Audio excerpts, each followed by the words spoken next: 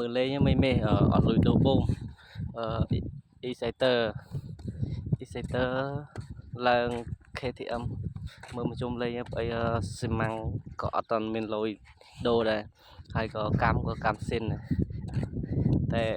សម្បកថ្មីផ្លាស់ប្ដូរថ្មីអាវដូរមួយឈុត KTM ច្បាប់មួយញ៉ងអស់ហើយបីធនធានមានតែប៉ុណ្្នឹងឯងដូរបីវាអត់លុយដូរអញ្ចឹងណាចង់បានស្អាតទៅតែដូរពូមគូហើយកម្មគូទៀតបានត្រូវបានស្អាត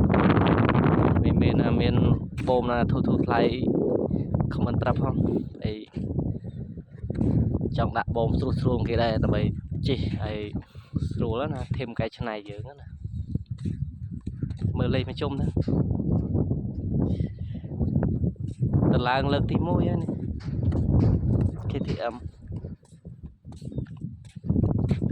នៅវីដេអូខ្ញុំអត់មានច្រើនទេអរគុណបាយបាយទេសភាពចង់មកលេងបាននេះរត់លបឿនក៏បានរត់អីក៏បាននេះទេសភាពចិត្តខ្លួនស្រេច